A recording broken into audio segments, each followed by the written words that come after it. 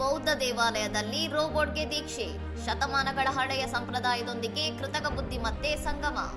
ಸಿಯೋಲ್ನ ಜೋಗ್ಯ ದೇವಾಲಯದಲ್ಲಿ ಜೀವನ್ ಎಂಬ 130 ಸೆಂಟಿಮೀಟರ್ ಎತ್ತರದ ಹ್ಯುಮನಾಯ್ಡ್ ರೋಬೋಟ್ಗೆ ಗಾಬಿ ಎಂಬ ಧರ್ಮ ಹೆಸರನ್ನು ನೀಡಿ ಸಾಮಾನ್ಯ ಅನುಯಾಯಿಯಾಗಿ ನೇಮಿಸಲಾಗಿದೆ.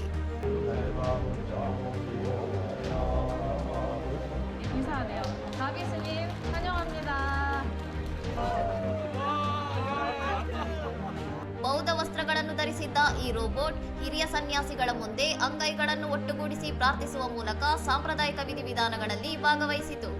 ರೋಬೋಟ್ಗಾಗಿ ಬೌದ್ಧ ಧರ್ಮದ 5 ನಿಯಮಗಳನ್ನು ಪರಿಷ್ಕರಿಸಲಾಗಿದ್ದು, ಇತರ ರೋಬೋಟ್ಗಳಿಗೆ ಹಾನಿ ಮಾಡಬಾರದು ಮತ್ತು ಬ್ಯಾಟರಿಗಳನ್ನು ಓವರ್ ಚಾರ್ಜ್ ಮಾಡಬಾರದು ಎಂಬ ವಿಶಿಷ್ಟ ಸೂಚನೆಗಳನ್ನು ನೀಡಲಾಗಿದೆ.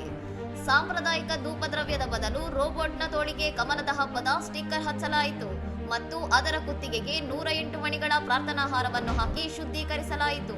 ಈ ಪ್ರಯೋಗವು ಮಾನವ ಮತ್ತು ಯಂತ್ರಗಳ ನಡುವಿನ ಸಾಮರಸ್ಯದ ಸಂಕೇತವಾಗಿದ್ದು, ಮುಂಬರುವ ಲೋಟಸ್ ಲ್ಯಾಂಟರ್ನ್ ಉತ್ಸವದಲ್ಲಿ ಗೌರವ ಸನ್ಯಾಸಿಯಾಗಿ ಗಾಬಿ ಭಾಗವಹಿಸಲಿದೆ. ಇನ್ನಷ್ಟು ಸುದ್ದಿಗಳಿಗಾಗಿ ನೋಡ್ತಾ ಇರಿ ಸೌರಂ ಟಿವಿ.